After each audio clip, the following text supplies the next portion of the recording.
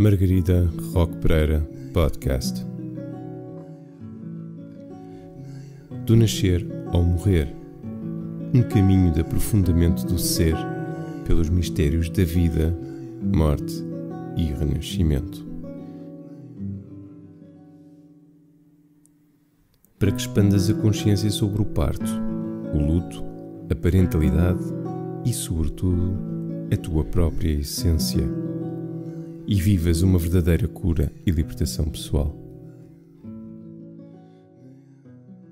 Olá, bem-vindos e bem-vindas a mais um episódio do nosso podcast. Hoje estamos numa estreia muito especial no Porto, FNAC de Santa Catarina, também com um convidado muito especial e com estas mulheres incríveis que vieram aqui assistir ao vivo, pessoas que também são da minha referência, algumas convidadas também da primeira temporada do podcast, então fico muito contente por estarmos hoje aqui reunidos nesta estreia no Porto, porque sem dúvida que já queríamos vir aqui também com o nosso podcast. Então hoje tenho comigo o Dr. Júlio Machado Vaz. Muito obrigada, Dr. Júlio. É um prazer. Por estar aqui connosco e por também abrir este espaço a um tema tão importante. Hoje queríamos falar e aprofundar este tema tão sensível da saúde mental na relação de casal, neste contexto da parentalidade, não é? Porque quando chega um bebê, há muita coisa que se vai transformar ao longo do tempo, não é? E o doutor aqui com estas duas esferas de sexologia e psiquiatria, eu acho que são aqueles dois pontos fundamentais para qualquer pai e mãe mergulhar, porque sem dúvida que a chegada de um bebê traz esses dois temas ao de cima, não é? Há muita alteração na sexualidade e a nossa saúde mental também fica muito suscetível a alterações e à vulnerabilidade. Tem toda a razão. Se calhar não foi por acaso que o ano passado, quando eu falei no Encontros da MAPA, uma frase que eu sempre disse aos meus alunos, que é uma citação do velho Freud, foi a frase que mais pessoas depois me referiram cá fora, porque eu disse, quando aparece uma criança, chegou a sua majestade o bebê. Sim. Porque quer queiramos, quer não, a vida daquele casal, estou a partir do princípio que é o primeiro, não é? As coisas felizmente tornam-se mais calmas, menos estressantes em geral, quando vem o segundo ou o terceiro. O que, diga-se de passagem, é vantajoso para a ganapada. O mais velho, em geral, tem que levar com uma angústia muito maior por parte dos pais, porque quer queiramos, quer não, nós somos virgens naquela função. E estamos angustiados, temos medo de não ser capazes, às vezes ainda nem resolvemos bem a nossa própria situação de filhos e de repente temos que ser pais minimamente adequados. Em termos de saúde mental, devo-lhe dizer que na esmagadora maioria dos casos o que estamos a falar não são de diagnósticos de psiquiatria. Estamos a falar em geral de cansaço. Pronto, hoje em dia toda a gente prefere dizer burnout, mas essa exaustão física e psíquica sempre existiu. Estamos a falar de eventuais problemas no casal. Agora estou a partir do princípio que estamos a falar de um casal heterossexual, mas num casal homossexual pode acontecer exatamente o mesmo, que é poder haver uma falta de equilíbrio em termos da responsabilização, da divisão das tarefas, etc., o que pode provocar choques no casal. Para responder à última questão, e depois continuaremos, claro, por onde quiser, à última questão que pôs, a questão da sexualidade. Muitas vezes já houve alterações na relação erótica durante a gravidez. Não é obrigatório, mas muitas vezes já houve. Ou por razões tão simples como a mecânica sexual, ou porque um dos dois, às vezes temos muita mania de, e não é por acaso, de assestar as baterias sobre as mulheres. É verdade que há mulheres que durante a gravidez podem apresentar flutuações de desejo. Mas também isso pode acontecer nos homens. Agora, depois do nascimento da criança, em primeiro lugar, há questões como nós fazemos vidas frenéticas, depois, mais com a criancinha, às vezes as pessoas estão a cair de sono na mesa de jantar. Nem estamos a falar de qualquer coisa para mais tarde. Essas situações podem ser complicadas na esfera erótica porque, em geral, o que também não é um elogio em termos de paridade, é a mulher que refere maior exaustão, etc. Às vezes, mesmo a um nível inconsciente, pode aparecer uma competição entre o companheiro e a criança, porque o companheiro sente-se empurrado para a periferia da relação. E aquela mãe está dobrada, digamos assim, sobre o seu pimpolho. Sim. O que, aliás, também pode acontecer na gravidez. Há mulheres que nos dizem: eu adoro o meu filho, mas nunca fui tão feliz como quando estava grávida dele. Porque a gravidez foi uma experiência extraordinária. E, portanto, tem toda a razão. Não é raro que apareçam problemas a nível erótico. Mas não só isso. E com frequência, embora cada vez menor, posso lhe dizer que eu e a Inês Menezes fizemos um Amor é sobre isso, sobre um artigo sueco que referia que hoje em dia nos pós-divórcios, cada vez há mais divórcios, uma questão tem sido gratificante, que é a progressiva aproximação dos papéis de género. Porque como cada vez mais homens pedem a guarda partilhada, esses homens, os que não o faziam, são obrigados a descobrir todos os papéis que as mulheres desempenham e eles próprios a desempenharem. E isso aproxima os papéis de género, não é? Não é por acaso que antigamente se dizia aquela mulher, qual é a sua profissão? Não tem, é doméstica, que é uma das mentiras mais escabrosas da história, não é? Porque, como os homens depois também descobriram, a vida doméstica dá uma trabalheira desgraçada. Sem dúvida. Porque é que eu dizia que isto às vezes era problemático, e com isto termino, continuamos por onde quiserem. De vez em quando o que nós ouvimos é a revolta desta mulher, porque, por exemplo, ainda se podem ouvir frases como: olha, eu vou dormir para o outro quarto porque amanhã de manhã tenho de trabalhar. E isto muitas vezes é sentido como uma desqualificação, ou se quiser mesmo como uma prova de desamor. A partir daí podem começar a surgir problemas no casal, seja a nível erótico, seja a nível da relação tout-court. Sim, sim, sim, e sem dúvida essa expressão da sua majestade, isso é muito ilustrativo do que acontece, não é? E essa sensação do homem na periferia quando chega aquele ser, aquele bebê ali, não é? E como é que os casais podem ter mais consciência do que está a acontecer na relação com a chegada desta nova fase da parentalidade, não é? Porque muitas vezes chega-se à ruptura do casal e a pessoa foi completamente embrulhada naquele processo que aconteceu. Então como é que nós podemos alertar aqui os casais, e às vezes na segunda experiência já vão mais conscientes, ou quando já passaram por uma separação e agora vão para uma nova experiência de parentalidade noutra relação, não é? Como é que nós podemos trazer aqui alguma consciência aos pais? Normalmente primeira viagem há mais questões sobre isto, não é? Ou nem sequer sabem que há questões sobre isto. Eu acho que isso também é muito importante alertar, que há um mundo que se abre, não é, com o primeiro filho e que põe à prova aquela relação. Põe. Em primeiro lugar, nós temos que reconhecer algo que é biológico. O filho do homem com H grande, ou seja, o filho dos seres humanos, é o bichinho mais dependente que existe. Nós somos dependentes durante anos, não é? Qualquer animal de estimação que seja o nosso favorito, ao fim de uns dias ou de umas semanas, trota alegremente atrás da mãe, caça, seja o que for. Nós não. E, portanto, não estamos sequer a falar de um par de meses. Estamos a falar de anos, não é? Em que Sua Majestade vai crescer, mas põe exigências brutais.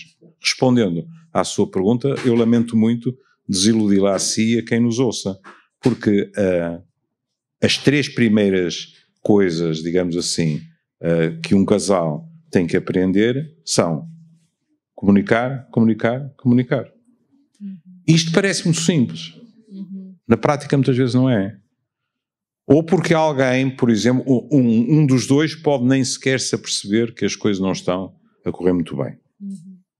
Em geral é o homem, sobretudo se tiver tido uma educação em que está à espera que, porque é parentalidade, porque é uma criança, isto fica tudo no regaço da mãe. E se isto lhe foi inculcado, devo-lhe dizer, às vezes foi inculcado pela própria mãe. Sim. Ainda hoje as coisas melhoraram muito, mas ainda hoje nós encontramos, por exemplo, adolescentes, raparigas, que nos vêm dizer, isto não é justo.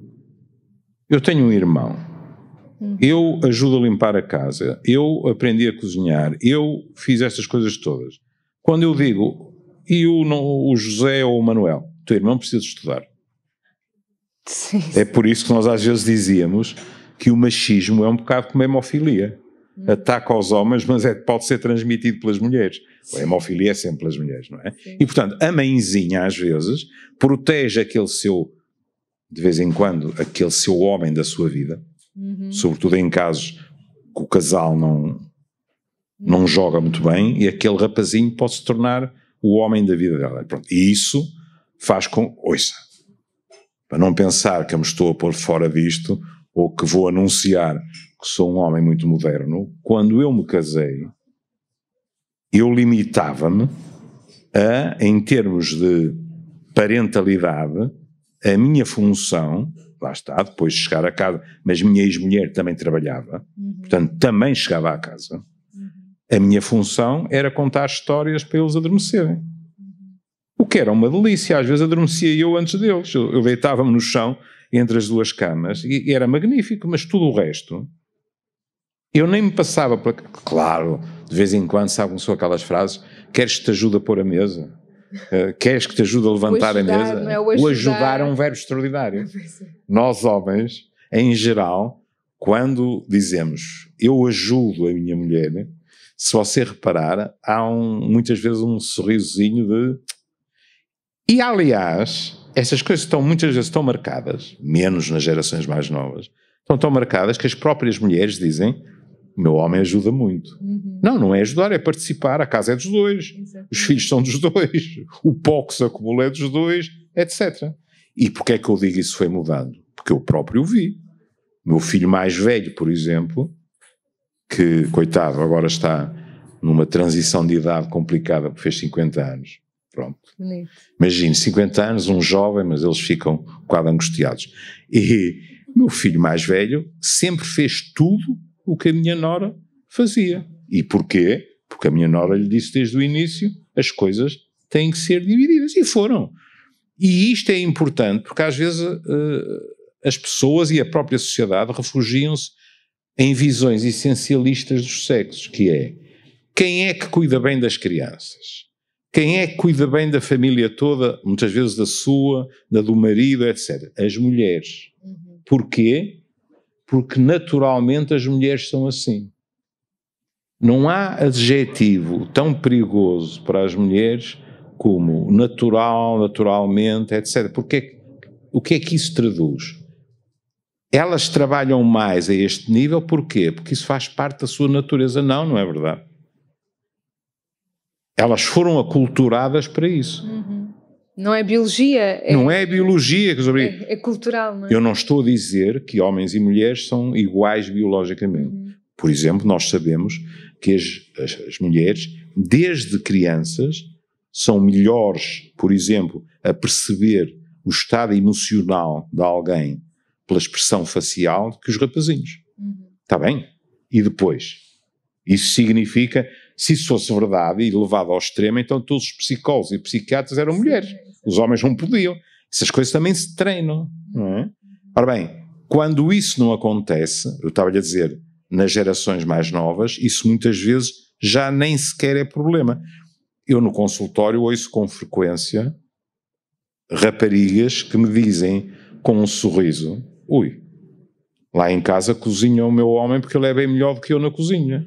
Isto no meu tempo, com 20 e tal, era uma afirmação, mas isto faz parte de um leque muito mais alargado. Estamos a falar de parentalidade. Mas também hoje eu ouço mulheres que, com a maior das naturalidades, dizem: ter um filho não faz parte do meu projeto de vida. Pode acontecer, eu posso mudar de ideias, mas em princípio não faz. Há 40 e tal anos atrás, às vezes havia mulheres que chegavam ao consultório e diziam: eu às vezes não sei se nasci para ser mãe. E olhavam para o chão e ficavam caladas, claramente à espera que eu dissesse qualquer coisa do género: não, minha senhora, tenha vergonha. A senhora, é evidente, tem a obrigação de ser mãe. Então para que é que cá está? Sim. Portanto, felizmente, as coisas melhoraram muito, estão todas resolvidas. Não há diferenças de género. Lamento, mas não acredito nisso. Continua a ser uma sociedade em que os homens são mais favorecidos do que as mulheres, mesmo na área da parentalidade. Mas as modificações que existiram, nós podemos dizer assim, foram modificações porque os homens interiorizaram que, em termos éticos, isto não era simétrico, não era uma forma igualitária. Isso é verdade, mas houve um outro fator também muito importante. É que os homens passaram a ter hipótese de descobrir em si mesmos dimensões que antigamente lhes estavam vedadas. Basta dizer-lhe isto, que é, eu hoje, praticamente, quando ouço um pai, mais tarde ou mais cedo na conversa, ouço a brincadeira, rebolaram na alcatifa, etc. No meu tempo havia uma distância com a figura masculina que não permitia essas coisas. Por outro lado, tem-se vindo a tornar mais fácil para os homens mostrarem que não são todos como antigamente aqueles cowboys naqueles filmes, não é? Com aquelas caras pétreas. Não? Hoje em dia eu ouço homens que me dizem que choraram, ouço homens que dizem que põem a cabeça no colo da companheira e pedem ajuda, etc. E já não ficam assustados por causa disso. E isso é uma verdadeira revolução no papel masculino. Sem dúvida, sem dúvida. E como a parentalidade também abre os homens a essa vulnerabilidade, não é? E isso contribui muito para a comunicação, porque como falávamos da comunicação, exato, essa vulnerabilidade a que o homem também se está a abrir, eu também reconheço em muitas mulheres que ouço de não consigo falar com ele, ou ele não me diz o que é que se passa, está calado e faz as tarefas, já vai fazendo, não é? Mas eu sinto que é outro nível essa expressão com essa vulnerabilidade, com a dificuldade e com o impacto na saúde mental também do homem, porque quando o homem entra também na tarefa e no mundo da parentalidade, entra também com a questão mental e com a vulnerabilidade que mas veja, por exemplo, o poder das palavras. Se estiver a falar com homens e lhes puser a questão com a palavra vulnerabilidade, há uma data deles que recuam. Porquê? Porque isso para eles é um sinónimo de fraqueza. Pronto. Depois, na fantasia de muitos, ser algo que traduz fraqueza é algo que as mulheres não gostam. Pronto. Se disser maior abertura, eles ficam um bocadinho mais tranquilos. Mas mesmo assim, eu lembro-me de pelo menos 2 ou 3 pessoas, 2 ou 3 homens, me porem uma questão deliciosa para quem ouve, não é? A pessoa está angustiada, que é, eu acho, isto é importante, porque a dúvida, quando se diz eu acho, estamos abertos a que as coisas não sejam assim. Quando nós temos muitas certezas, é complicado. E eles diziam assim, eu acho que as mulheres gostam de homens sensíveis, mas não de homens frágeis. O pior é que eu não sei onde é que é a fronteira. Uau, é isso. Sim. Porque, por exemplo, os homens não choram, os homens fartam-se de chorar. O que acontece é que muitos deles metem-se no automóvel, fazem quilómetros, metem-se no quarto de banho, etc, não é? Mas foram formatados. Um homem não chora, que é uma autêntica autoviolentação.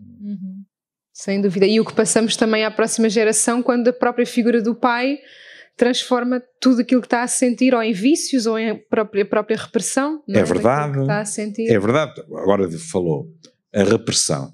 Há muitos anos, os japoneses puseram cá fora um trabalho em que diziam aquilo que hoje em dia se chama a masculinidade tóxica, não é? Que sempre existiu, mas depois nós vamos inventando palavras porque há modas. E então eles diziam uma coisa, para além das questões hormonais, porque, por exemplo, depois da menopausa, as mulheres podem ter praticamente tantos infartos de miocárdio como os homens, porque o efeito protetor hormonal diminuiu. Mas eles diziam, a maior propensão dos homens aos ataques cardíacos também vem do facto de eles reprimirem os afetos. E eu lembro-me de dizer isto aos meus alunos e um daqueles marotos que nos fazem ficar encantados por dar aulas, levantar o braço e dizer, professor, então uma boa prevenção cardíaca é chorar todos os dias. E eu disse, bem, sem razão se calhar é complicado, mas se você quiser tentar, isto não me custa nada a acreditar que seja verdadeiro. Porquê? Porque as pessoas como nós costumamos dizer, que engolem, normalmente acabam a falar pelo corpo. Não é? A somatização, não é? Exato. Quem falou de úlceras de stress e nervosas não foram os psiquiatras. Foram os cirurgiões. Os cirurgiões vieram ter com os psiquiatras e disseram assim: vocês vejam lá se atinam, porque há aqui uns doentes que dão-nos cabo da cabeça, porque nós cozemos e aquilo abre outra vez. E era verdade. E o que é que acontecia normalmente? Eram pessoas que lhe diziam: angústia eu nunca tive. Depressão nunca estive. Etc, etc. E depois punha-lhe, por exemplo, a mão no pulso e aquilo estava a 120 durante horas, que é, obviamente, algo que é muito puxado. E, portanto, o que acontecia é que eles expressavam aquilo que eram as suas maleitas psicológicas de um modo físico. Não é por acaso. Por algum lado, não é? Mas é mesmo isso. Veja a expressão magnífica do povo, rebentar pelas costuras. Exatamente, exatamente. Já disse tudo. É claro que isto não é verdadeiro, não é? Mas nós temos muita mania, não é? Que o que é psicológico é daqui para cima, não é? E o que é biológico é daqui para baixo. Não é assim. Mas vamos pegar nessa imagem. Se você está com um torno aqui, a espremer tudo o que seja, angústias, dúvidas, etc., então espreme-as para baixo e elas vão fazer qualquer coisa. E alguma coisa vai ceder. Não sabemos. Pode ser o osteoarticular, pode ser o aparelho digestivo, pode ser uma questão respiratória, mas qualquer coisa vai acabar por ceder. Sem dúvida. E como a parentalidade e o lidar com filhos acorda muitas vezes, e como falámos no início da conversa, questões do filho que fomos. Exato. E tudo o que reprimimos ao longo da nossa infância, adolescência, e depois vêm os nossos filhos, os pais estão mais participativos, convivem mais com aquela realidade, são convidados a sentir aquilo e tudo o que está para trás. Exato. Que foi... Por isso no início eu lhe disse que muitas vezes nós somos pais e mães sem termos resolvido sequer bem a nossa situação de filhos e filhas. Olha, no meu caso, eu falo-lhe de algo muito prosaico, muito parraninho, que é uma palavra que ninguém diz hoje em dia. A ciumeira. Meu pai, não tenho a mínima dúvida que me adorava, mas era um homem extremamente parcimonioso no contacto físico. Não havia beijo, não havia abraço, etc, etc. No dia em que eu entrei em casa dos meus pais e vi o meu pai na alcatifa com os meus 2 filhos por cima dele, eu disse: isto não é justo. Sim. Eu teria adorado ter aquilo e não tive. E estes 2 galfarros fazem dele o que querem. Sim. E depois pensei assim: é só porque ele está mais velho? É só porque é avô? Também não era só isso. É que enquanto eu tinha estado à espera que ele saísse daquela posição parcimoniosa, os meus filhos tinham-se marimbado completamente e tinham-no atacado. E ele tinha ficado encantado com uma palavra que hoje em dia ninguém usa, que é os seus queridos petizes, já ninguém diz, os petizes, e portanto não tinha resistido. Eu não. Eu percebi mais tarde que eu tinha amuado e tinha ficado à espera que ele viesse ter comigo. Podia estar à espera sentado até daqui a 200 anos, não é? Portanto tivemos, na minha opinião, um amor muito bonito entre os 2, mas um amor que não tinha nada a ver com o meu amor com a minha mãe, que éramos de beijos e abraços. Basta dizer isto: eu e minha mãe tratávamos por tu e eu tratava meu pai por você. Era completamente diferente. Isso eu revejo muito também nessa experiência, apesar de outra geração, mas os homens e o papel do pai é uma coisa que vai gradualmente mudando e cada vez mais os pais estão nesse lugar mais afetivo, mas ainda vivemos muito esses pais também. E na minha geração também vivemos ainda pais mais distantes emocionalmente, não é? E sem dúvida que olhar para esse lugar do filho que fomos é também sair um bocadinho desse amu e dessa zanga com aquilo que nós não tivemos e que nos netos depois muitas vezes já vemos, e isso é também um sinal dessa evolução, ou de como aquelas crianças... Lá está, não têm os traumas que nós temos e por isso desarmam os avós como nós não somos capazes de fazer. É claro que em termos gerais também há, eu sou avô, quer dizer, mas sou avô de 2 galfarros com 23 e 21. Hoje em dia já nem sequer são crianças. Mas, por exemplo, a minha relação, e eu ouço isto de muita gente, homens e mulheres, a minha relação com os meus netos foi sempre muito mais descontraída, porque houve uma regra, entre outras, a que eu nunca faltei, que é a educação deles era um projeto dos pais, que eu respeitava, sobre o qual só dava opinião se me fosse perguntado. E, portanto, o mais que eu fazia com os meus netos, e que fiz, foi, de vez em quando, ir às margens desse projeto e dar-lhes um saborzinho da pequena transgressão. Mas jamais desautorizar, por exemplo, o meu filho ou a minha nora, porque isso pode ser catastrófico num sistema familiar. E, portanto, eles acabam muitas vezes por ter uma relação de proximidade com os avós, que ainda por cima fomos transformados nos chofeiros deles, não é? Com tantas atividades extracurriculares, etc. Sim. Mas mesmo aí, uma coisa é o afeto, uma coisa é a brincadeira, uma coisa é o fechar o olho a qualquer coisa, outras coisas são, cada um de nós, as de si, são coisas fundamentais que podem até funcionar ao contrário. Vou dizer, com um dos meus netos, uma das vezes que eu fui buscar ao ténis, ele entrou no carro e disse: avô, antes de ir para casa vamos passar na loja tal e tal. Eu disse: mas porquê? Precisas de alguma coisa? E ele disse: quer dizer, não se pode ser mais honesto. Disse: para tu me dares uma prenda. E eu disse: mas quê? É Natal ou fazes anos? E ele disse: não. Então porquê é que eu te vou dar uma prenda? E ele respondeu calmamente: porque o pai e a mãe, quando vêm buscar, vão sempre. Eu disse: está bem. Então vamos combinar uma coisa. Estás autorizado a hoje à noite ao jantar fazeres queixa do teu avô e dizeres que eu sou um sovina, mas eu não te vou dar uma prenda só porque tu vais do ténis para casa. Como é evidente, depois apareceu-me o meu filho a dizer, ele bateu com a língua nos dentes, não foi? Bateu. Sabes como é? Eu não resisto, eu sei. Agora, eu resisti, ponto final. Fez-lhe bem, provavelmente. Sim, sim, sim. Não somos obrigados a ser colonados, não é? E isto, na minha opinião, não era um bom hábito. O miúdo saber que os presentes caem no colo só porque o foram buscar ao ténis e ele vai para casa jantar, quer dizer, não é bom. Um dos problemas que nós temos hoje em dia com as crianças, às vezes, faz-me impressão, nos aniversários, ver crianças que estão tão soterradas com prendas que às vezes nem as abrem todas. Sim. Há quase ansiedade naquilo.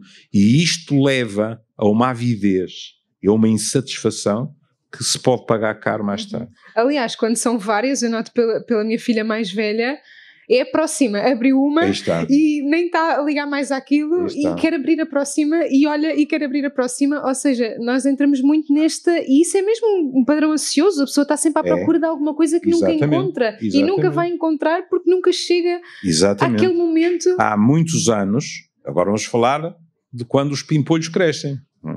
Há muitos anos entrou-me um homem que era excepcionalmente, porque era mais novo que eu, excepcionalmente inteligente, para o meu consultório, e disse-me: ó professor, se o professor disser que eu não tenho nenhuma razão para vir consultá-lo, eu vou-me logo embora, não há problema nenhum.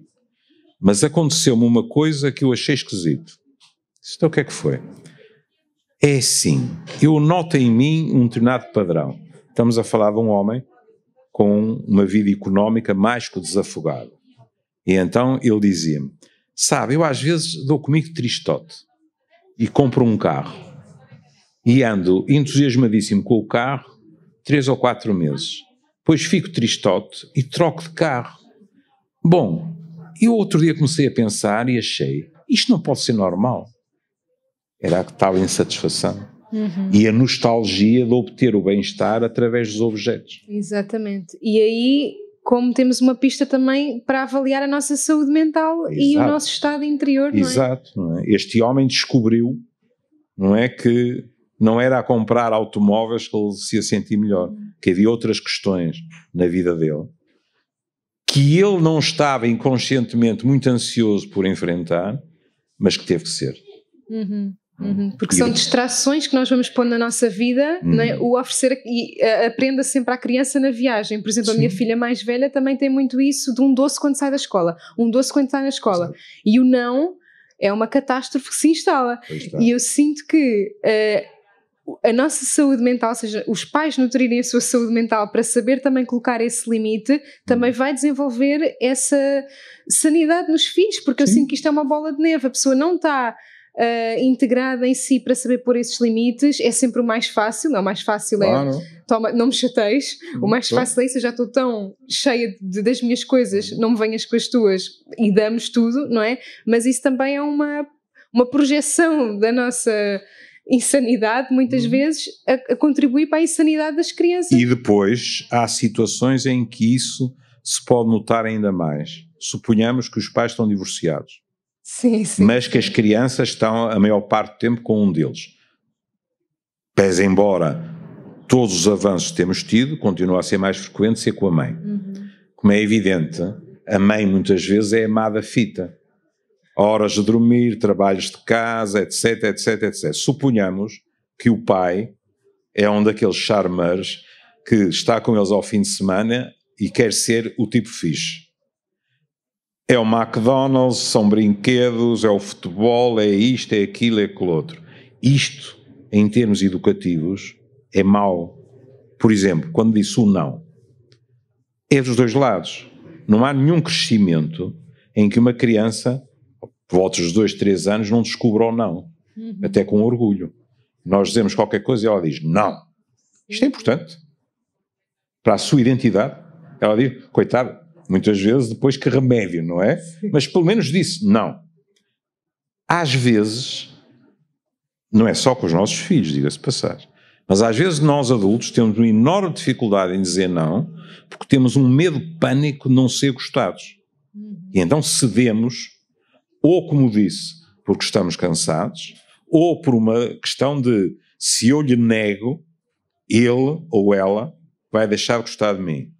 Eles são pequenos, mas não são burros. E muitas vezes jogam com estas coisas. Por exemplo, nos casais separados, aquelas ameaças de então vou para a casa do pai ou da mãe. E as pessoas chegam dilaceradas. E a pessoa tem que lhes dizer, se cede a isso, perde completamente o controle. Não pode ser. Há regras lá em casa. Nós não somos os irmãos mais velhos dos nossos filhos. Somos os pais deles. E há um engano em que muitas vezes caímos, que é evidente, quando eles nos vencem, por exemplo, o cansaço. Ao pai ou mãe, eu no sábado quero ir a uma festa. Não. Vais, mas às 11 horas estás em casa. Isso é muito cedo. Então a que horas? 3, nem pensar. Pronto, estamos nisto. Chega uma altura, exaustos, tal e tal, vens às 3. Que mensagem é que isto passa? Que se eles forem suficientemente teimosos, nós acabamos por ceder. Que outra mensagem é que às vezes isto passa? É que nós cedemos para que eles pensem, o pai e a mãe são fixe. Então, isto depois vira-se contra nós. Porque mesmo que eles não o digam, eles precisam de figuras de referência. E figuras de referência são figuras que também são capazes de dizer não. Ponto final.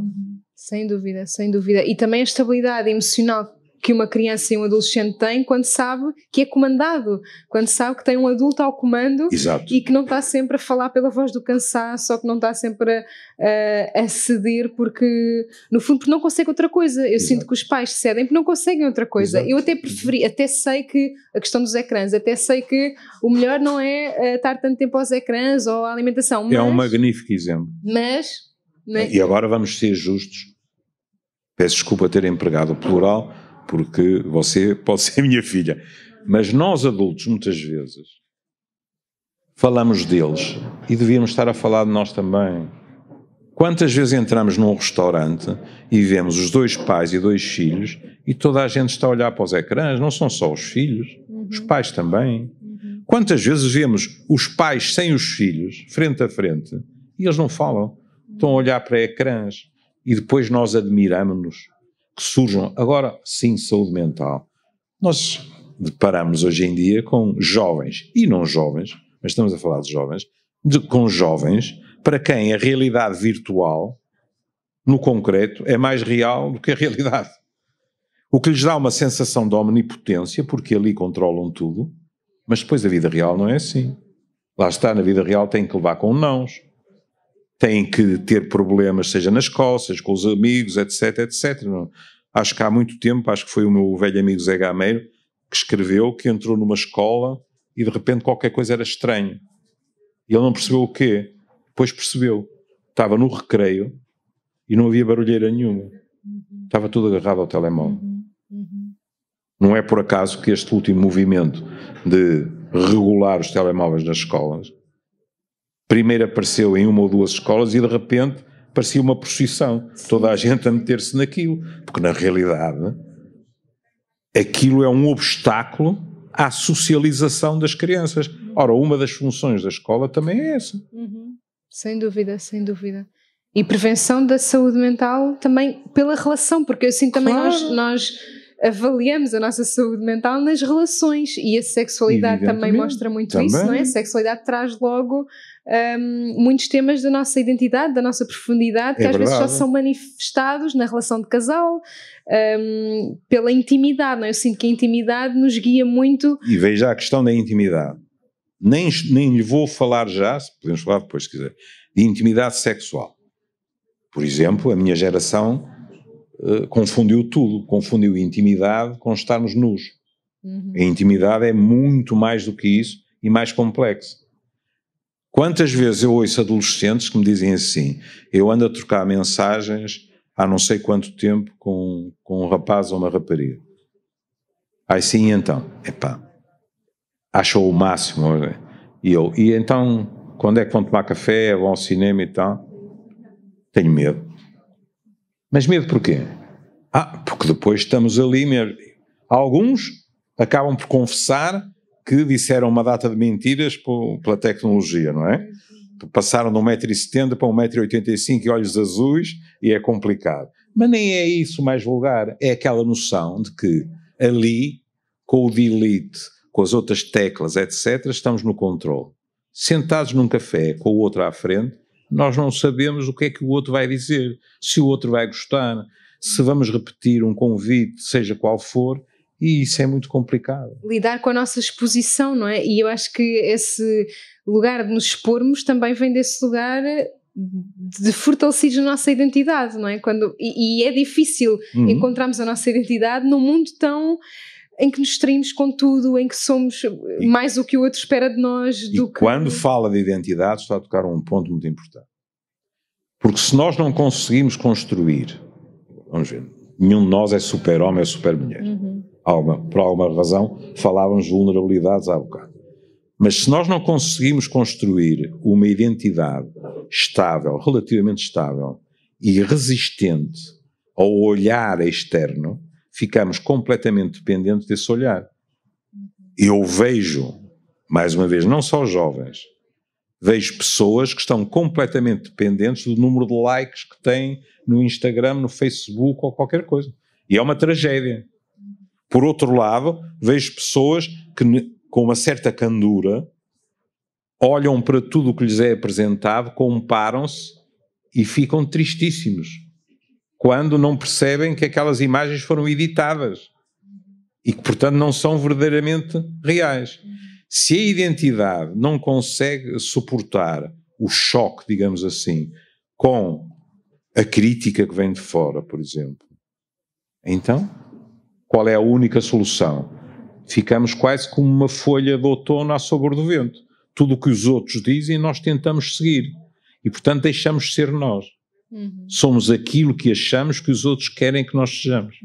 E isso não é bom e é cansativo, porque ninguém aguenta isso durante anos e anos. E muitas sempre vezes a fingir. Isso, exatamente, e muitas vezes isso foi adotado na nossa vida, na nossa própria infância, por isso é aquela questão de como filhos, aquele filho que ainda está na expectativa dos pais, ou a transposição da imagem dos pais para os professores ou para o patrão do trabalho, ou seja, deposita também essa sua identidade nessas figuras de autoridade, porque não está seguro na sua... Suponha que há uma nostalgia exagerada de aprovação. Isto pode desaparecer? Pode, mas não é provável. E vai acarretar esta nostalgia de aprovação, seja a que preço for, para as suas relações amorosas, para as suas relações laborais, etc. Não é? E isso, meio evento, não é bom. Como podemos falar outras coisas, sei lá, as crianças que são parentificadas, que por isto ou por aquilo, em idades que não deveria acontecer, literalmente tomam conta dos pais, ou para que eles não se separem, ou para que não haja zangas, etc. Esta criança, aparentemente, é um jovem adulto, mas não amadureceu em termos afetivos. E, portanto, mais tarde na sua vida, pode vir a pagar o preço por isso. E aí a família que nós criamos vai denunciar tudo da família de origem, não é? O casal, começando pelo casal, não é? Já nem falando depois dos filhos, porque a chegada dos filhos também impacta naquilo que o casal também tem por resolver. É verdade. Naquilo. E para não falarmos noutra coisa que é importante, é que nós temos às vezes a sensação, também hoje em dia menos, mas temos muito a sensação que quando duas pessoas juntam os trapinhos, como se dizia, elas as duas juntaram os trapinhos e depois, se decidirem, têm filhos. É o mais puro dos enganos, porque quando duas pessoas se juntam, há duas tribos que entram em contacto. Às vezes é magnífico. Às vezes eu ouço, por exemplo, homens dizerem: a minha sogra foi mais mãe para mim do que a minha própria mãe, etc. Mas quando, por exemplo, uma das tribos, a nível afetivo, cultiva, e isto é muito frequente, cultiva um daqueles estilos de os afetos não se partilham. Somos todos extremamente corretos uns com os outros. Ninguém levanta a voz, mas também ninguém se abraça, etc. E do outro lado está uma família género filme italiano, e isto pode provocar problemas complicados. Porque ou ele ou ela, continuamos a partir do princípio que estamos a falar de um casal heterossexual, já vi isto em inúmeros casais homossexuais, ele ou ela fica ensanduichado entre uma família que não aprecia o estilo da companheira e a companheira que diz: mas afinal, como é isto? Estou contigo ou estou com o filho da tua mãe e do teu pai? Não é? E isto pode provocar problemas muito, muito complicados. Sem dúvida. E aí nesse estilo de...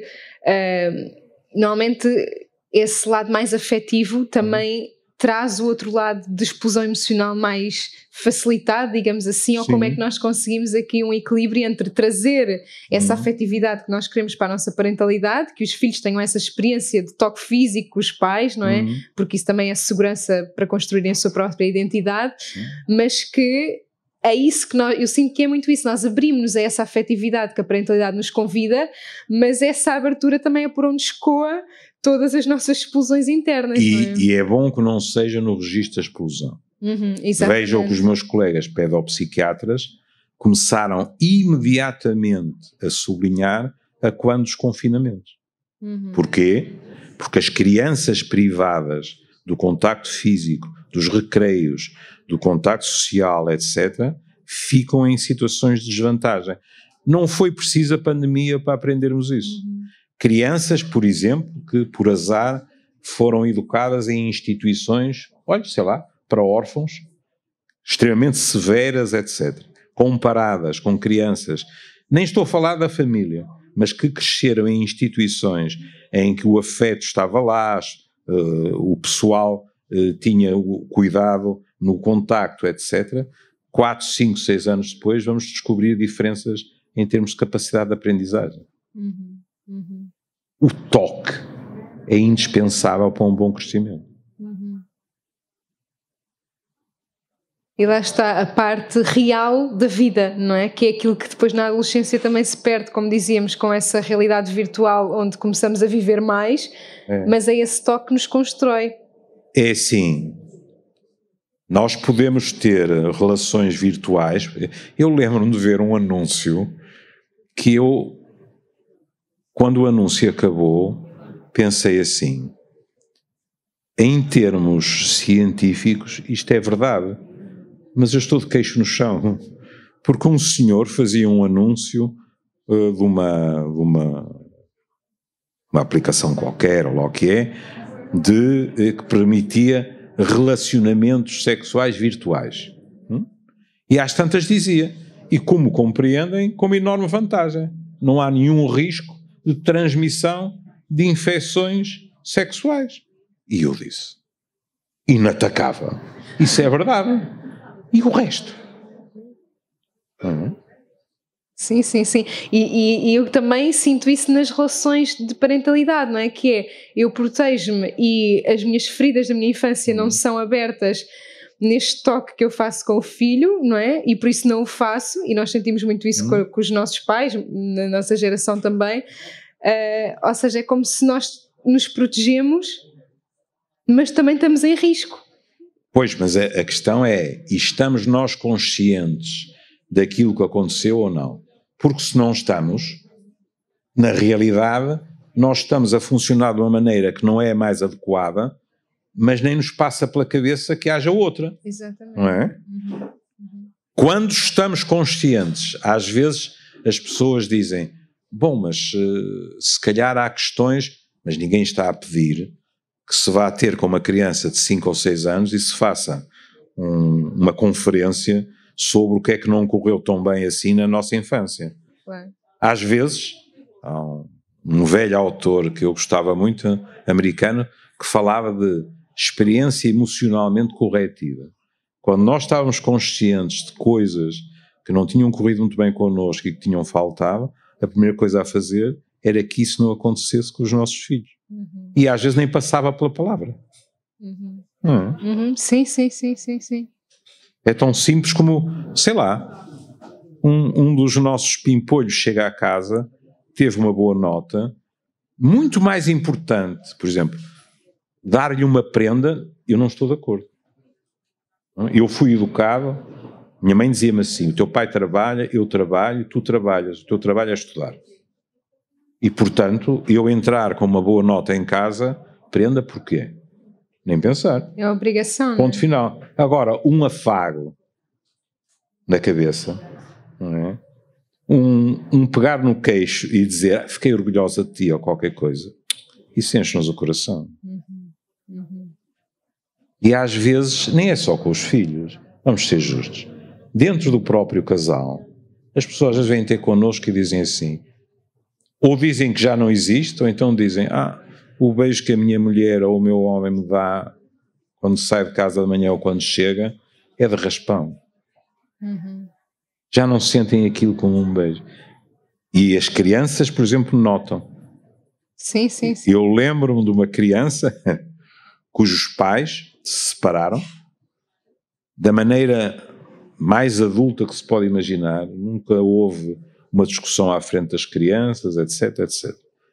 E quando decidiram que não havia alternativa, levaram os 2 filhos a uma pessoa por quem eu tenho enorme estima e gratidão, foi a minha patroa, a professora Celeste Malpique, e levaram lá para perguntar que precauções deveriam ter em termos da separação, etc, etc. E ficaram de cabelos em pé, porque a professora Celeste virou-se para o pimpolho mais velho, tinha para aí 10, 11 anos, e disse-lhe, então o que é que tu achas da hipótese dos teus pais se separarem? E eles ficaram para morrer. E ele respondeu, já sabia. E os pais aí sentiram-se atacados e disseram, já sabias, mas nós nunca discutimos à vossa frente mais isto, mais aquilo. E a resposta do tipo, desculpa o termo, é um tratado de psicologia. Este podcast tem o apoio de Baumhaus. Chegámos ao Porto e entramos na magnífica casa nobre do século XIX, a Baumhaus. Escolhemos um dos 9 apartamentos de design exclusivo e total conforto para uma estadia em família. E o melhor, tudo estava preparado para a nossa bebê, com um admirável jardim para sentir e respirar a natureza, mesmo no meio da cidade. A Baumhaus é a casa onde a arte, a história e o design se aliam para nos levar numa viagem ao passado e ao futuro, devolvendo-nos sempre ao presente com a magia de cada detalhe. Procuras o lugar perfeito para te reencontrares em casal ou em família? Rende-te à Baumhaus. Que ele disse, hoje, quando jantamos, vocês só olham para a televisão. E o pai, quando chega à noite, deixou de dar um beijo à mãe. E ele acrescentou, eu fui para a escola, contei isso ao meu amigo fulano tal, que disse, vão se divorciar. Em minha casa foi assim. Eles estão muito mais atentos à parte subtil, que nós às vezes nem percebemos que está a ser expressa. Ouça, as crianças têm, por exemplo, a intuição que os animais, pronto, a minha especialidade são cães, porque eu adoro cães. Os cães são famosos por nós estamos tristes e os cães percebem. Nós estamos doentes e eles percebem. Muitas vezes deitam-se ao pé da nossa cama e ficam ali, etc. É evidente que os cães não sabem o que é que está a acontecer. Sabem qual coisa está mal. E as crianças são da mesma forma. Elas não sabem o que é que aconteceu. Não sabem se há, por exemplo, um desemprego à espreita no mês seguinte, se houve uma discussão entre os pais porque há uma terceira pessoa. Agora, eles têm a certeza absoluta que o ambiente não está bem. O que lhes cria, evidentemente, insegurança, não é? E às vezes até aquela procura de serem eles a dar resposta e de assumirem uma responsabilidade que não é deles ou uma culpa. Aquilo que eu lhe dizia da parentificação, por exemplo. Não é?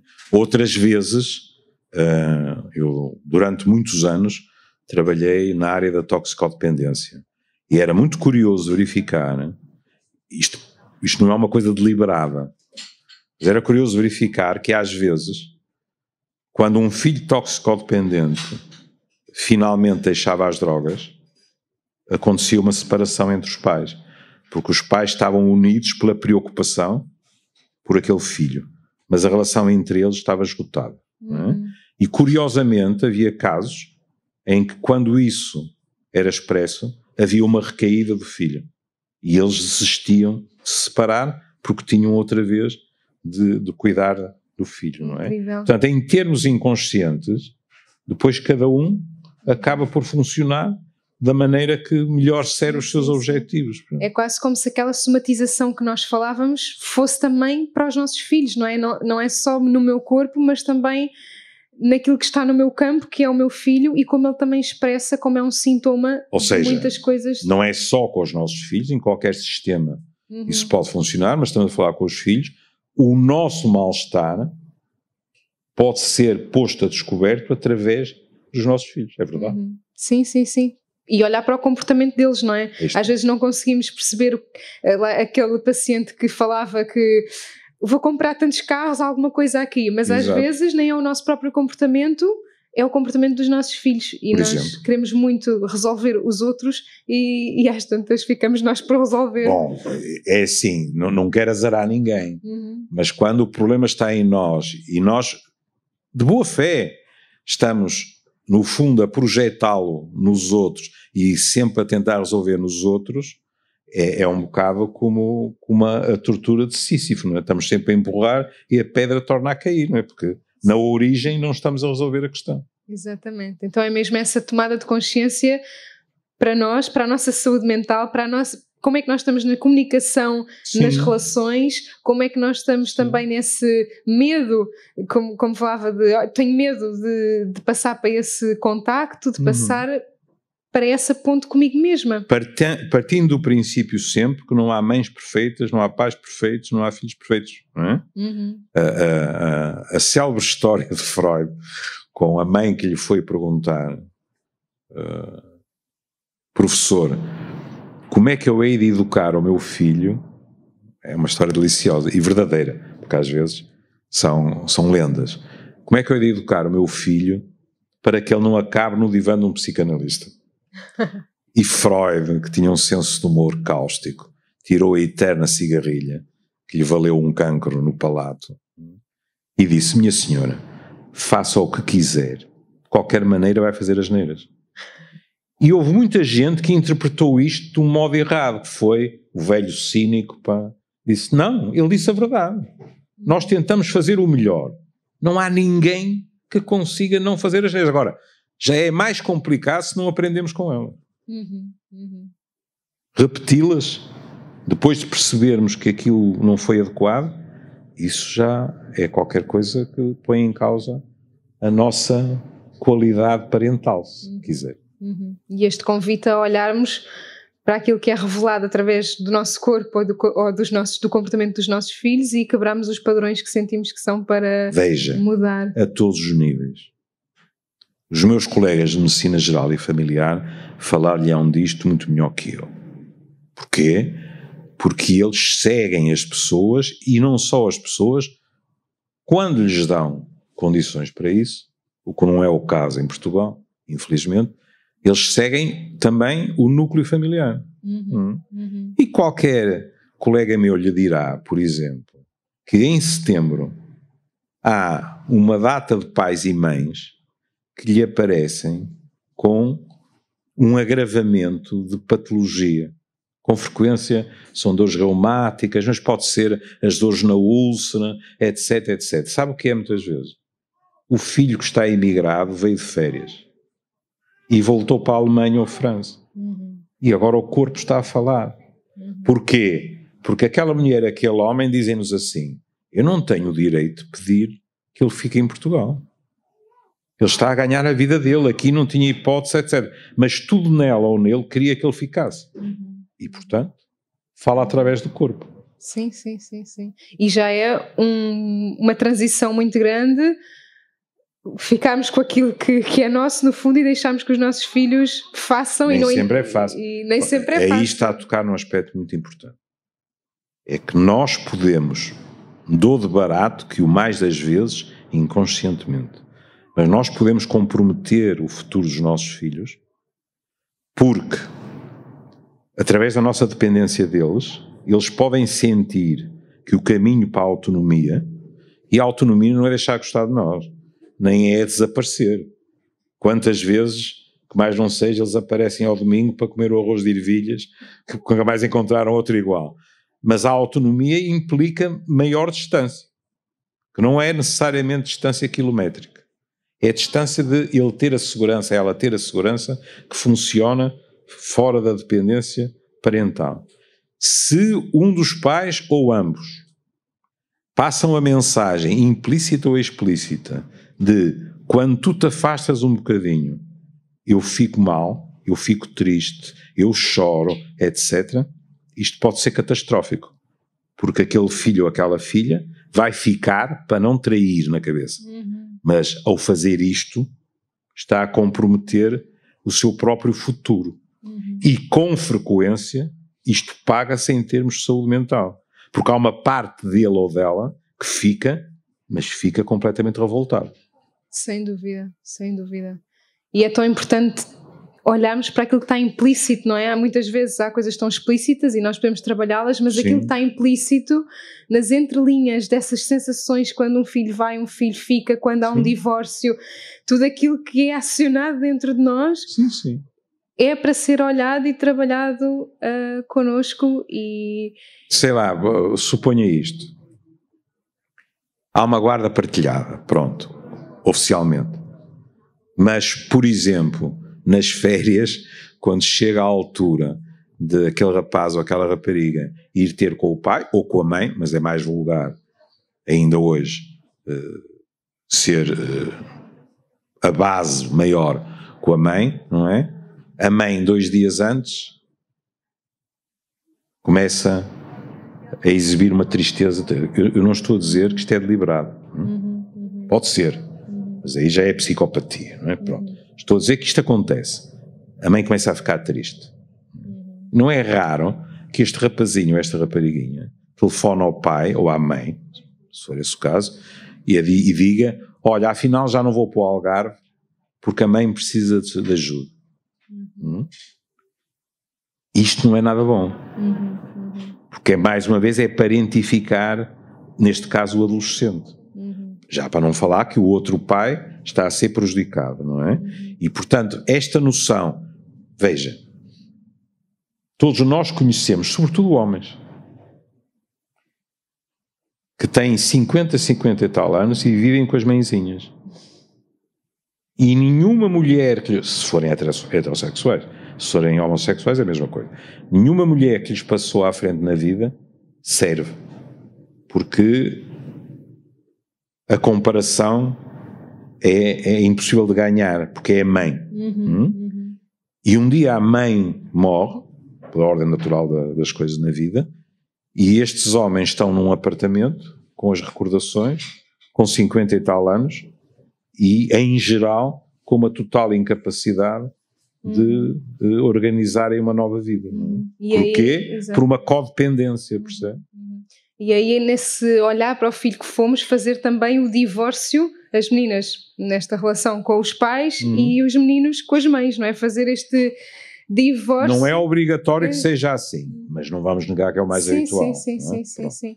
Mas esse divórcio com os pais, essa separação com os pais é fundamental para a vida. Eu não empregaria a palavra divórcio, que tem um peso muito grande. Agora, a separação é inevitável. Vou-lhe dar o meu próprio exemplo. Numa determinada altura da minha vida, quando eu estava a deslizar para a depressão que depois tive, eu, de uma forma mais ou menos consciente, mas não completamente consciente, pensei, o que me fará bem é sair daqui.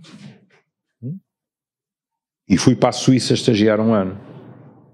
Era o que eu lhe dizia há bocado da distância quilométrica. Eu realmente fui para muito longe, em termos de quilómetros, mas na cabeça não. E então o que é que acontecia? Como havia realmente problemas em mim, na minha relação de dependência com os meus pais, agora imagine, eu estava na Suíça e os meus pais escreviam cartas a dizer, temos tantas saudades dos nossos netinhos, portanto, para além dos problemas que eu já tinha, eu ainda me sentia o algoz que estava a separar os meus filhos dos meus pais. Não é? Como é que isto, entre aspas, se resolveu? Eu deprimi e voltei para Portugal. E depois fui perceber no tratamento porque é que eu tinha deprimido. Pois é. É que eu estava longe em termos quilométricos, mas continuava a ser o adolescente, embora com 23 anos, que era. Portanto, foi preciso crescer. E quantos problemas de saúde mental não vão parar à relação com os pais, não é? E a essa origem. É verdade. Ao vínculo com mãe e pai, que independentemente da nossa idade... E às vezes não tem a ver sequer com aspectos que possamos apelidar de saúde mental. Veja, eu sou filho único. No que hoje é o 9º ano, o meu tempo era o 5º. Nós tínhamos que escolher entre letras e ciências. E eu escolhi histórico-filosóficas, que nessa altura estavam juntas. Era o que eu gostava. Eu gostava de livros, gostava de ler, de escrever, etc, etc. Pronto. Já contei tantas vezes esta história, já tenho vergonha. E meu pai era médico e tinha um laboratório de análises clínicas. Meu pai não abriu a boca quanto à minha opção. A minha mãe limitou-se a dizer assim, tu escolhes o que quiseres. Mas faz-me pena. Quando teu pai se reformar, o laboratório fecha. Não foi preciso mais nada. 1 semana depois, eu julguei que por decisão minha tinha mudado de ideias e estava em ciências e acabei em medicina. Ainda por cima, a vida é irónica. Quando eu tentei ir para análises clínicas, eu odiei aquilo. E, portanto, eu não fui para histórico-filosóficas, também não fui para análises clínicas, portanto o laboratório fechou na mesma e hoje em dia é o meu consultório de psiquiatria.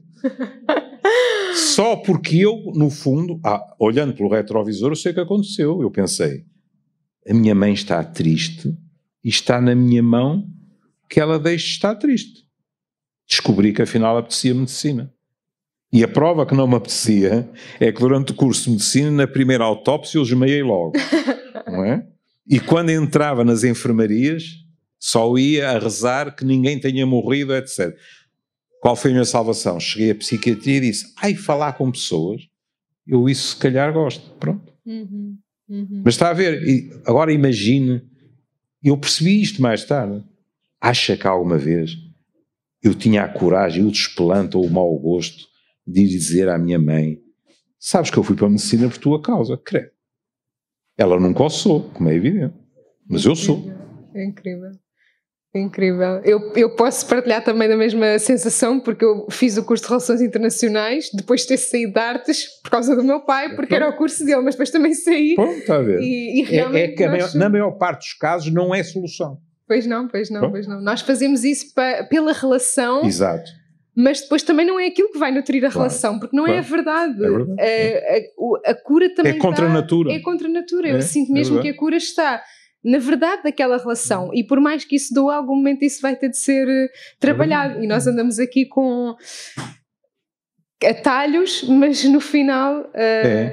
Lembro perfeitamente quando eu disse a meu pai, disse, olha pai, eu fiz nós podíamos escolher um estágio de um mês, e eu fiz um estágio em análises clínicas para tentar. E eu e o meu pai, está a ver, meu pai, o toque, contrapartida do meu pai, nós éramos classe média, ponto final. Portanto, só havia um carro em casa, e velho. Nós íamos para a faculdade, meu pai era professor da faculdade, íamos e vinhamos juntos. Era ótimo para a conversa. E eu disse ao meu pai, pai, eu vou dizer uma coisa. Eu não consigo ir para análises clínicas, sabes? Que eu, cada vez que estou lá a ver as análises de urina, de fezes, etc., lembro-me de Santo Agostinho, que disse, nascemos entre as fezes e a urina, etc. E o meu pai olhou para mim e disse, meu filho, então não vá. Ponto final, não houve problema nenhum. Minha mãe já não achou tanta piada, mas já era tarde demais para voltar ao ataque. E depois eu escolhi psiquiatria. E aí foi curioso. Minha mãe entendeu e meu pai ficou varado. Meu pai disse, psiquiatria? Mas o que é que o meu filho faz em psiquiatria? E eu disse, basicamente falo com as pessoas. Quando é necessário, também dou medicamentos. E o meu pai disse, ai sim, e falando com as pessoas elas melhoram? Só pai, quando eu sou competente melhoram. E ele ficou fascinado, disse, que coisa curiosa. Na cabeça dele, cientista de bactérias, antibióticos, etc. O que é isso, estar a falar? Eu lembro, depois nós tínhamos consultórios juntos, e ele às vezes sorria e dizia, é curioso, e as pessoas pagam para vir falar com o meu filho. Pai, pagam, é o meu trabalho, eu também tenho que ganhar dinheiro. Tá? E ele ficava fascinado. Incrível, incrível. E isso é mesmo o poder de cura da humanização dos processos, não é? De estarmos em relação, de abrirmos o coração, no fundo, a falar. Ouça, eu tive o cuidado de dizer, quando é necessário medicação, é necessário. Mas nunca é o princípio. E a mim preocupa-me muito, hoje em dia, uma certa forma de fazer psiquiatria. Olha, vou-lhe dar um exemplo. Na quinta-feira passada, eu apresentei o livro do Luís Osório sobre o meu irmão de afeto, o professor Manuel Sobrinho Simões. E no livro, o Manuel diz uma coisa que eu sublinhei e depois falei na apresentação. O Manuel diz, os psiquiatras receitam e mandam aos psicólogos para os doentes serem ouvidos. E eu disse, isto é gravíssimo, porque o que o professor Sobrinho Simões está a dizer é o que grande parte da população portuguesa hoje em dia pensa da psiquiatria. E isto significa que a psiquiatria, ou alguma dela, está a perder o que é a nobreza da sua maneira de estar. Nós primeiro falamos, tentamos entender, e a medicação, não estou a falar das grandes psicoses, etc., aí a medicação é de primeira linha, porque nós nem sequer conseguimos comunicar com a pessoa. Mas na esmagadora maioria dos casos, é preciso perceber o que é que está a afligir aquela pessoa. Porque, entre aspas, o simples facto da pessoa perceber o que é que está na gênese do seu mal-estar, já é em si mesmo terapêutico. E muitas vezes dispensa até uma catrefada de pastilhas. Já leu com certeza nos jornais, Portugal é dos países do mundo em que as pessoas andam mais medicadas. E uma das razões para isso é que os meus colegas não têm tempo para falar com os doentes e nessa altura recolhe-se a pastilha, que é mais simples e é mais rápido. Mas não devia ser assim. Só a comunicação fazer com que a pessoa estabeleça uma ligação àquilo que é a origem da sua questão, essa chegada a si próprio já é um descanso na própria identidade. Mas agora ponha-se no lugar dos meus colegas de medicina geral e familiar, que têm cada um deles entre 1.800 e 2.000 doentes à sua guarda, e que têm consultas de 8 a 10 minutos. Quem é que consegue? Impossível. É impossível. Eu recebo pessoas que me dizem, eu gosto muito da minha médica de família, do meu médico de família, mas eu hoje em dia às vezes nem o vejo, só vejo a parte de trás do computador. Porquê? Porque os meus colegas, além de terem pouco tempo, têm que preencher 35 mil campos no computador, etc., que são burocracia. E, portanto, as pessoas têm razão. A conversa é mínima. E é isto que querem chamar medicina geral e familiar. Eles protestam e estão cheios de razão. Não pode ser. E por isso é tão importante haver psicólogos nas unidades de saúde familiar também. Olha, há muitos anos atrás, houve um homem que fez uma experiência. Enfiou psicólogos na sala de espera da urgência, se bem me lembro, na Argentina. Então os psicólogos estavam lá e falavam com as pessoas. Cerca de 30% das pessoas já não entravam na urgência. Incrível. Incrível. Porque muitas daquelas pessoas estão com queixas psicossomáticas. Portanto, o simples facto de terem encontrado o interlocutor, se terem sentido entendidas, etc., chegava para elas, por exemplo, dizerem, bom, então o melhor é marcar para o meu médico de família, nem que seja daqui a 15 dias, ou marcar consigo, etc. Sem aquilo, era mais gente para entupir as urgências. Exatamente. Os meus colegas nas urgências às vezes dizem, mas Júlio, eu ouço pessoas que não têm rigorosamente nada, mas estão em sofrimento, elas não estão a mentir. A pessoa chega lá e diz, eu estou com um ataque cardíaco. Assim, porquê? Porque sinto uma enorme opressão no peito. Hoje em dia, com a internet, etc., as pessoas já conhecem os sintomas e dizem, dói-me o braço, etc. E a pessoa está mesmo convencida. Pronto, fazem-lhe os exames todos. A pessoa não tem nada. E agora aqui há uma maneira horrível de fazer medicina. É se alguém tem o desplante de se virar para esta pessoa e dizer, os exames estão todos normais, o senhor não tem nada. Não. Os exames estão normais para o infarto de miocárdio. Aquela pessoa continua em sofrimento. Em teoria, devia sair dali para no dia seguinte ter uma consulta de psicologia ou psiquiatria. Se correr tudo normalmente, tem daí a 6 meses. E assim não pode ser. Desculpe, eu começo a conversar. Então que os profissionais também abram esse espaço de comunicação. Evidentemente. Que depois também nos ensina e levamos para o casal e para a família, não é? Nós começámos por falar da comunicação em casal, quando abrimos um espaço de comunicação com um profissional que nos guia e que nos apoia a comunicarmos mais com quem somos, isso também nos permite depois levar para casa, não é? Então, e não é só isso.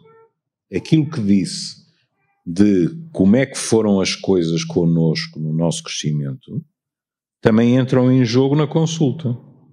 Porque nós podemos ter à nossa frente alguém que vai tocar determinadas cordas nervosas cá dentro, que estão lá muito escondidas, mas que são problemáticas para nós.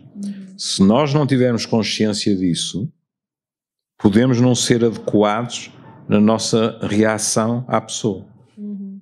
Às vezes há colegas meus que me dizem, epá, ontem tive um doente, pá, não sei porquê, e irritou-me de uma maneira, pá. E eu normalmente respondo e digo assim, olha, vai rever a consulta, se tiraste notas, e vê se não há lá qualquer coisa que tu sintas que te é próximo, porque se calhar foi isso que aconteceu, e muitas vezes é. Sem dúvida, sem dúvida.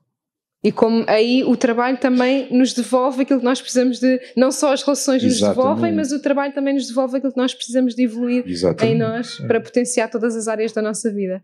Então, Dr. José, estou muito contente com a conversa que tivemos, com as pessoas que estiveram também aqui a assistir e a partilhar deste momento de sabedoria, de tudo aquilo que também é familiar às pessoas que nos ouvem e que elas agarram. Não, isto é o vulgar de Linneu, todos nós passamos por coisas destas. Exatamente, exatamente. Então que cada um leve assim consigo aquilo que mais mexeu e que possa levar também para a comunicação, quer seja em família, quer seja com profissionais que estão cá também para nos apoiar e nos ajudar a aprofundar o nosso próprio caminho individual e que sejamos então pessoas mais livres dessa forma. Muito obrigado pelo seu convite. Júlio, obrigada. Antes de fecharmos, Temos um presentinho do Da Terra, um restaurante vegan que tivemos aqui um evento ontem e que ofereceu aqui um miminho. O de Matosinhos?